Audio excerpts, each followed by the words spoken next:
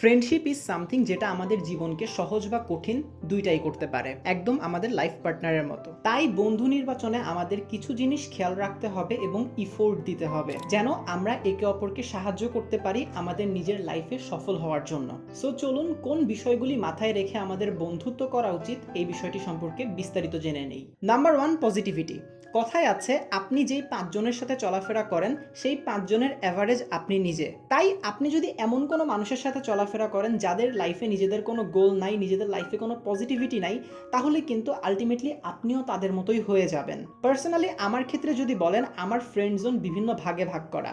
আমি ট্যুর দেই এক ধরনের ফ্রেন্ডদের সাথে, পার্টি করি আরেক ধরনের ফ্রেন্ডদের সাথে, পড়াশোনা করি আরেক ধরনের ফ্রেন্ডদের সাথে, আবার যখন কন্টেন্ট ক্রিয়েট করি তখন কিন্তু আমার ফ্রেন্ড জোন আলাদা। সো আমার যে এতগুলি ফ্রেন্ড জোন রয়েছে, আমি কিন্তু সবার সাথেই চলাফেরা করি, বাট বেশি চলাফেরা করি যাদের মধ্যে পজিটিভিটি রয়েছে এবং আমাকে যারা লেভেল আপ করতে সাহায্য করে। নাম্বার 2তে যে বিষয়টা লক্ষ্য রাখতে হবে সেটি হচ্ছে যার সাথে আপনার কমিউনিকেশন স্কিল ভালো বা যাকে আপনি আপনার মনের কথা বলতে পারেন। পার্সোনালি আমি অনেক ইন্ট্রোভার্ট, যার কারণে আমি আমার মনের কথা কাউকে তেমন বেশি বলি না। বাট যদি বন্ধুত্ব করতেই হয় সেক্ষেত্রে এমন মানুষকে বন্ধু বানাতে হবে যে পিঠ পিছে আপনাকে নিয়ে কথাবার্তা বলবে না এবং যাকে আপনি মনের কথা নির্দ্বিধায় বলতে পারবেন। হ্যাঁ, 100% ট্রাস্ট কাউকেই করা ঠিক না, মা বাবা ছাড়া, বাট 95% ট্রাস্ট তো করাই যায়।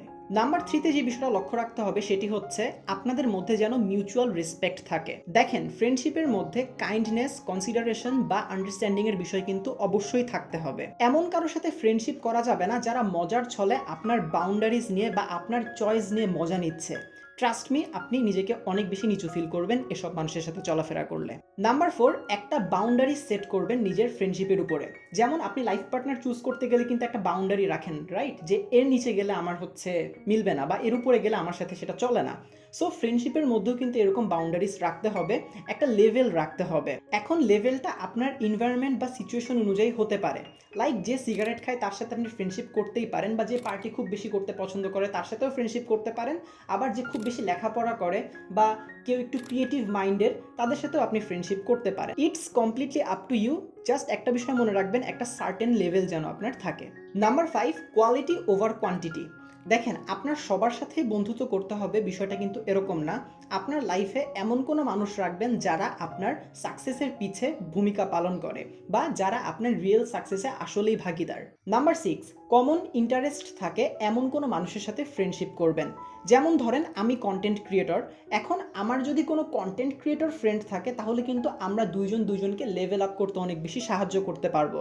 প্রতিনিয়ত আমি তাকে কোনো জিনিস শেখাতে পারবো বা সে আমাকে কোনো জিনিস শেখাবে। Number 7, be yourself. দেখেন, আপনি যদি নিজেকে অথেন্টিক প্রমাণ না করতে পারেন বা নিজের মধ্যে যদি আপনি অথেন্টিসিটি না আনতে পারেন তাহলে কিন্তু আপনি কখনোই প্রকৃত বন্ধু পাবেন না।